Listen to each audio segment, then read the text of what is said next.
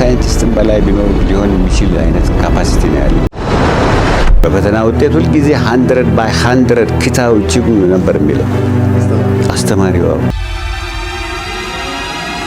አንደኛ እስከ 8ኛ ክፍል እስከ ድረስ እዚሁ ቤት ነበር። ትልቅ ፍልስፍና በሚፈለሰፍበት ጊዜ አንድ ኮንትሪቢሽን አድርጓል። አያሌ ነገሮች እንኳን ሳይንቲስት ቅጣው ማለት እውነተኛ የኢትዮጵያ ልጅ ማለት ነው። ለአንዳንዶች እሱ የአሜሪካንን የጠፈር መንኮራኩር የነደፈ ጂፒኤስን ለዓለም ያበረከተ የመጀመሪያው የኢትዮጵያ የጠፈር ሊቅ፣ ለሌሎች ደግሞ በማህበራዊ ሚዲያ የተፈበረከ ምንም አይነት ህጋዊ የፈጠራ ማረጋገጫ የሌለው ተራ ስም። ይህ ማለዳ ፖድካስት ነው። ዛሬ እውነተኛውን ሰው እንፈልጋለን። ኢንጂነር ቅጣው እጅጉ ማን ነው? በሁለቱ ዓለም መሃል ምን ገጠመው? እውነት ይህ ሰው ናሳ ውስጥ ሰርቷል ወይስ ውሸት ነው? ዛሬ በማለዳ ፖድካስት በማስረጃ በማስደገፍ እውነቱን እናወጣለን። በኢትዮጵያ በአፍሪካ አንደኛ። ሰብስክራይብ በማድረግ ቤተሰብ ይሁኑ።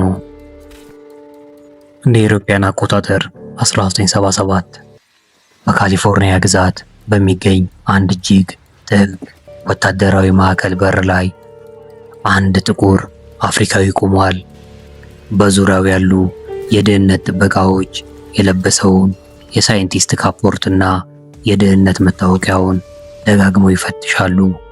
ማዕከሉ ለሲቪል ሰዎች ፍጹም ዝግ የሆነው የአሜሪካንን የምድርና የሰማይ የበላይነት የሚወስኑ የጦር መሳሪያዎች የሚነደፉበት ሮክዌል ኢንተርናሽናል ነው።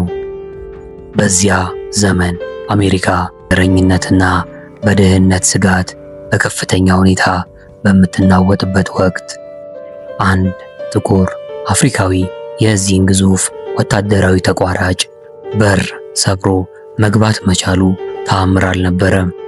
ለአሜሪካ የስለላ ድርጅቶች ትልቅ እንቆቅልሽ እንጂ። የደህንነት ፋይሉ ላይ ስሙ እንዲህ ብሎ ተጽፏል። ስም ኢንጂነር ቅጣው እጅጉ፣ ዜግነት ኢትዮጵያዊ። ይህ ማለዳ ፖድካስት ነው።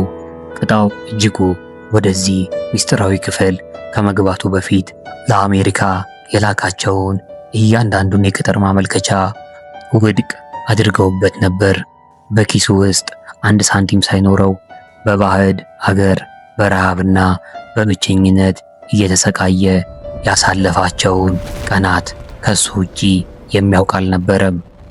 አንድ አፍሪካዊ እንዴት ይህንን የመሰለ የላቀ የጦርነትና የኮሚኒኬሽን ዲዛይን ሊሰራ ይችላል የሚለው ንቀት ጥያቄ በየመስሪያ ቤቱ ይነሳ ነበር። ነገር ግን የአሜሪካ መከላከያ ሚኒስቴር አንድ እውነት ገብቶት ነበር። የዚህ ሰው አእምሮ ውስጥ ያለው ዕውቀት የዓለምን ሚዛን ሙሉ በሙሉ የመቀየር አቅም እንዳለው። በዚያም ምክንያት በታሪክ ለመጀመሪያ ጊዜ ለአንድ ጥቁር አፍሪካዊ የአሜሪካ ወታደራዊ ኃይል ብቻ የሚጠቀምበት እጅግ አስፈሪ ፕሮጀክት ቁልፍ ተሰጠው። ያ ፕሮጀክት ዛሬ ሁላችንም የምንጠቀምበት፣ ነገር ግን ያኔ ዓለም ሰምታ የማታውቀው ሚስጥራዊ ቴክኖሎጂ። ቅጣው እጅጉ በዚያ የብረት በር በስተጀርባ አሜሪካንና ዓለምን ያስደነገጠ ምን አይነት ዲዛይን ሰራ?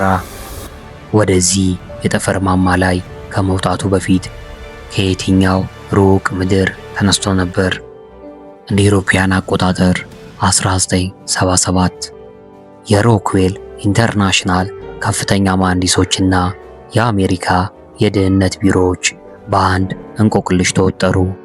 ወደ ሚስጥራዊው የሳተላይት መቆጣጠሪያ ክፍል እንዲገባ የተፈቀደለት ይህ ጥቁር አፍሪካዊ አእምሮ ውስጥ ያለው የንድፍ ጥበብ ከየት የመጣ ነው? የአሜሪካ የስለላ ድርጅቱ የዚህን ሰው እውነተኛ መነሻ ቦታ ማረጋገጥ ፈለገ። ወደ ኋላ፣ በጣም ወደ ኋላ ወደ ኢትዮጵያ ጥቅጥቅ ያሉ ደኖች መመልከት ጀመረ። መዛግብቱ የሚጀምሩት እንደ ኢሮፓያን አቆጣጠር በ1948 በታሪካዊቷ ቦንጋ ከተማ ውስጥ ነው። በዛ ጥቅጥቅ ባለው የተፈጥሮ እምብርት ውስጥ የተወለደው ሕፃኑ ቅጣው በአካባቢው በሚገኘው የአጼ ካሳይ ትምህርት ቤት መሰረታዊ ዕውቀትን መቅሰም ሲጀምር መምህራኑ የሚመለከቱት ተራ ተማሪን አልነበረም። እጅግ ውስብስብ የሆኑ የተፈጥሮ ሕጎችን እና የቁስ አካላትን ቅርጽ ገና በልጅነት አእምሮ የሚፈታ እንግዳ ሊቅ እንጂ። ነገር ግን ያንን ተሰጥኦ የሚያሳድግበት ላብራቶሪ በዚያ ሩቅ ስፍራ አልነበረም። ይህ የልጅ አእምሮ የከፍተኛ ትምህርቱን ለመከታተል ወደ ባህር ዳር ፖሊቴክኒክ ኢንስቲትዩት አመራ። በዚያ ዘመን ተቋሙ በሀገሪቱ የላቀ የኢንዱስትሪ መሐንዲሶችን የሚቀርጽ ማዕከል ነበር። ቅጣው በመካኒካል ኢንጂነሪንግ ዘርፍ የብረትና የኃይል መዋቅሮችን በማወቅ ተማረ። እኩዮቹ እረፍት በሚያደርጉበት የሌሊት ጸጥታ ውስጥ እሱ ግን በንድፈ ሰሌዳው ላይ አዳዲስ ማሽኖችን ይስል ነበር። በዛ ግቢ ውስጥ የጣለው መሰረት ከኢትዮጵያ አልፎ የዓለምን የስልጣኔ በር የሚከፍት ቁልፍ እንደሚሆን ግን ማንም አላወቀም። የዚህን ሊቅ ሚስጥራዊ የህይወት ካርታና በአሜሪካ ላብራቶሪዎች ውስጥ ያጋጠሙትን ወጥመዶች ዛሬ ማለዳ ፖድካስት መፈተሹን ይቀጥላል። ይህንን እውነተኛ ምርምር ለመከታተል አሁኑኑ ሰብስክራይብ ያድርጉ። ምክንያቱም ከባህር ዳር ምድር ቀጥሎ የቅጣው ህይወት ወደ ሌላ የዓለም ዋልታ ይሻገራል። እንደ ኢሮፓያን አቆጣጠር በ1970ዎቹ መጀመሪያ ቅጣው እጅጉ በትጋቱና በላቀ ውጤቱ ምክንያት የጃፓንን መንግስት ቀልብ ሳበ።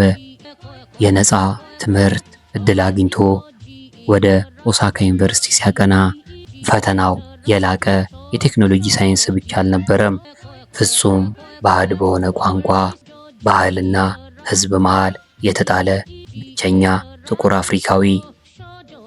ነገር ግን ቅጣው ቋንቋውን በጥቂት ወራት ውስጥ ለምዶ በጃፓን መሐንዲሶች ዘንድ አስገራሚው የዲዛይን ሊቅ ተባለ። የአውቶ ሞቲቭ ኢንጂነሪንግ ጥናቱን በአንደኝነት አጠናቆ ወደ አሜሪካ ለመሻገር ሲዘጋጅ ግን የአሜሪካ የስለላ ድርጅቶች ይህንን ሊቅ በጥቁር መዝገብ ውስጥ ቀድመው አስፍረውት ነበር። በዩኒቨርሲቲ ኦፍ አሪዞና የአየር ስፔስ ኢንጂነሪንግ ዶክትሬቱን ሲቀበል በእጁ ላይ ያለው ዕውቀት የዓለምን ኃይል ሚዛን የሚቀይር ነበር። ነገር ግን በወቅቱ አሜሪካ በጥቁር ሕዝቦች ላይ በነበራት የንቀት መጋረጃ ምክንያት የቅጣው የሥራ ማመልከቻዎች በየቢሮው ውድቅ ይደረጉ ነበር። በኪሱ ውስጥ አንድም ሳንቲም ሳይኖረው በባዕድ ሀገር በረሃብና በብቸኝነት እየተሰቃየ ያሳለፋቸውን ቀናት መዛግብቱ በሚስጥር ይዘውታል። አንድ አፍሪካዊ እንዴት ይህንን የመሰለ የላቀ የቴክኖሎጂ ዲዛይን እንዴት ሊሰራ ይችላል የሚለው የንቀት ጥያቄ በየመስሪያ ቤቱ ይነሳ ነበር። እሱ ግን ተስፋ የመቁረጥ መብት አልነበረውም። በስተመጨረሻም በሮክዌል ኢንተርናሽናል ስራ አገኘ። እንደ ኢሮፓያን አቆጣጠር 1977 በሮክዌል ኢንተርናሽናል የዲዛይን ክፍል ውስጥ የነበረው አየር ፍጹም የቀዘቀዘ ነበር። ለዓመታት በአቪዬሽን ጥበብ ላይ የበላይነት እንዳላቸው የሚያስቡት የአሜሪካ መሐንዲሶች ከአፍሪካ ጥቅጥቅ ካለ ጫካ መሃል የመጣው ይህ ጥቁር ሰው በአጭር ጊዜ ውስጥ እጅግ አስቸጋሪ የሆኑትን የአየር ተከላካይና የሳተላይት ኳልኩሌሽን ስሌቶችን ሲፈታ ማየት አልቻሉም። በዚያ ክፍል ውስጥ የነበረው ፈተና ከባድ የምህንድስና ስሌት ብቻ አልነበረም። የሥራ ባልደረቦቹ በቀለሙ ምክንያት የቅጣውን ስህተት ለመፈለግ በየቀኑ የሥራ ንድፎቹን ይመረምሩ ነበር። የወታደራዊ ደህንነት መኮንኖችም ይህ ሰው የአሜሪካንን ወታደራዊ ምስጢር ለሌላ ሀገር አሳልፎ ሊሰጥ ይችላል። እያንዳንዱን የስልክ ጥሪና እንቅስቃሴ በስውር ይከታተሉት ነበር። ኢንጂነር ቅጣው እጅጉ በጠላቶቹና በጥርጣሬ በተከበበ የብረት ክፍል ውስጥ ብቻውን የቆመ ተዋጊ ነበር። ነገር ግን ቅጣው ሰዎችን የሚመልሰው በንትርክ አልነበረም፣ በአእምሮ ብስለት እንጂ። እነሱ ሊፈቱ ያልቻሉትን የጠፈር መንኮራኩሮች በከፍተኛ ፍጥነት ወደ ምድር ሲመለሱ የሚገጥማቸውን የሙቀትና የቁጥጥር ስልተ ቀመር በጥቂት ቀናት ውስጥ በተአምራዊ ሁኔታ ሰርቶ አቀረበላቸው። ያኔ ያፌዙበት የነበሩት መሐንዲሶች ራሳቸውን ዝቅ ለማድረግ ተገደዱ። የአሜሪካ መከላከያ ሚኒስቴርም ይህ ሰው በተቋሙ ውስጥ ሊኖረው የሚገባው ማዕረግ ወደ ከፍተኛ የፕሮጀክት መሪነት ከፍ አደረገው። የእሱ ስኬት እስከ ናሳ ማማ ድረስ ማስተጋባት ጀመረ። ነገር ግን በምዕራባውያን ዘንድ ያገኘው የቢሊዮን ዶላር ክብርና የቅንጦት ሕይወት በልቡ ውስጥ ያለውን የሀገር ፍቅር ሊያጠፋው አልቻለም። እንደ ኢሮፒያን አቆጣጠር በ1990ዎቹ አጋማሽ ቅጣው እጅጉ የሳተላይትና የሳይንስ እውቀቱን ይዞ ለአፍሪካ አዲስ የብርሃን ታሪክ ለመጻፍ ቦርሳውን ጠቅልሎ ወደ አዲስ አበባ ገባ። ዓላማው ለሀገሩ የቴክኖሎጂ መሰረት መጣል ብቻ ነበር። ነገር ግን የረገጠው ምድር ዕውቀትን በክብር የምትቀበል ኢትዮጵያ አልነበረችም። በወቅቱ የነበሩት የፖለቲካ መሪዎችና ባለስልጣናት ይህንን ዓለም አቀፍ የጠፈር ሳይንቲስት የተቀበሉበት መንገድ በጥርጣሬና በፖለቲካዊ ዓይን ነበር። ከአሜሪካ የመጣ የስለላ ድርጅት አባል ሊሆን ይችላል የሚል የጅል መላምት በየቢሮው ይንሸራሸር ነበር። ያቀረበው ታላቅ የሀገር መገንቢያ የቴክኖሎጂ ፕሮጀክት ያለምንም ርኅራኄ ውድቅ ተደርጎ ወደ ጨለማው መዝገብ ቤት ዶክመንቱ ተወረወረ። ለዓመታት ነጮቹ መሐንዲሶች በቅናት ሊሰብሩት ያልቻሉትን ያንን ጽኑ አእምሮ የገዛ የሀገሩ ባለስልጣናት ግን በጥቂት ቀናት ውስጥ የስነ ልቦና ስብራት አደረሱበት። በገዛ ምድሩ እንደ ባዕድ ተቆጠረ። በንቀት የተመለሰለትን የታሸገ ደብዳቤ በእጁ ይዞ በቦሌ አየር ማረፊያ በኩል ወደ አሜሪካ ተመልሶ ሲበር ልቡ ውስጥ የተሰበረው ያ ተስፋ ከምድር በላይ የከበደ ነበር። ወደ አሜሪካ ከተመለሰ በኋላ ያ በሀገሩ የደረሰበት ቁስል አልሻረም ነበር። በአንድ በኩል ከሀገሩ ባለስልጣናት የደረሰበት ግፍ፣ በሌላ በኩል ደግሞ የምዕራባውያን ኮርፖሬሽኖች የእሱን እውነተኛ አሻራ በታሪክ መዛግብት ውስጥ ደብቀው ብሔራዊ ሚስጥር በሚል መጋረጃ ውስጥ መቆለፋቸው። ምን አይነት ማዕድን ምን አይነት ሀብት ኢትዮጵያ እንዳላት ትገረማላችሁ። የለም ባለጌን ባለጌ ካላሉ ጠናት ላይ ይወጣል። የወጣውን መንጨቅ አድርጎ ይህንን ታላቅ ሊቅ በከፍተኛ ጭንቀት ማዕበል ውስጥ ከተተው።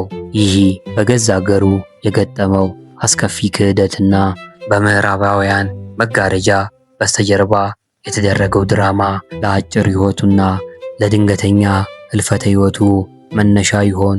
እንደ ኢሮፒያን አቆጣጠር በ2006 በድንገት ከዚህ ዓለም ሲለይ ከጀርባው የቀሩትና እስካሁን ያልተፈቱት ሚስጥራዊ ጥያቄዎች ምን ናቸው? እንደ ኢሮፒያን አቆጣጠር በ2000 መጀመሪያ ቅጣው እጅጉ በዓለም አቀፍ የጠፈር ሳይንስ ማማ ላይ ሆኖ ስሙ ቢናወጥም ልቡ ግን ያደገችበትን የቦንጋ ጭቃና የባህር ዳርን ማዕበል መቼም አልረሳውም ነበር። አንድ አፍሪካዊ አይችልም ያሉትን የዓለም ሀያላንን አሳፍሮ ካበቃ በኋላ ፊቱን ሙሉ በሙሉ ወደ ትውልድ አገሩ አዞረ። ዓላማው በምዕራባውያን ዘንድ ያካበተውን የላቀ የቴክኖሎጂ እውቀት ወደ አገሩ በማምጣት ለአፍሪካ አዲስ የሳይንስ ብርሃን መፈንጠቅ ነበር። ነገር ግን ያ ታላቅ ራዕይ ሳይሳካ እንደ ኢሮፓያን አቆጣጠር ፌብሩዋሪ 25 2006 ዓ.ም መላው ዓለምን ያስደነገጠ ዜና ተሰማ። ይህ የኢትዮጵያ ብሎም የአፍሪካ ብርቅዬ ሊቅ የዓለምን ስልጣኔ የቀየረው ታላቁ መሐንዲስ በተወለደ በ58 ዓመቱ በድንገት ከዚህ ዓለም በሞት ተለየ። የአሜሪካ ኮርፖሬሽኖችና ታላላቅ ተቋማት የእሱን እውነተኛ አሻራ በታሪክ መዝገብ ውስጥ ደብቀውት ሊያስቀሩት ቢሞክሩም በሱ አእምሮ የተገነባው ስልጣኔ ግን ዛሬ በእያንዳንዱ የሰው ልጅ እጅ ውስጥ ይገኛል። ከጣፍ እጅጉ ከቦንጋ ጥቅጥቅ ያሉ ደኖች ተነስቶ የጠፈር ማማ የረገጠ ለአፍሪካውያን የብርሃን መንገድ የከፈተ የዘመናችን ጥቁር አንበሳ እውነተኛ ታሪክ ሁልጊዜም ያሸንፋል። ይህ ማለዳ ፖድካስት ነበር። በቀጣይ አስገራሚ በሆነ ታሪክ እስክንገናኝ ቸርን ሰንብት።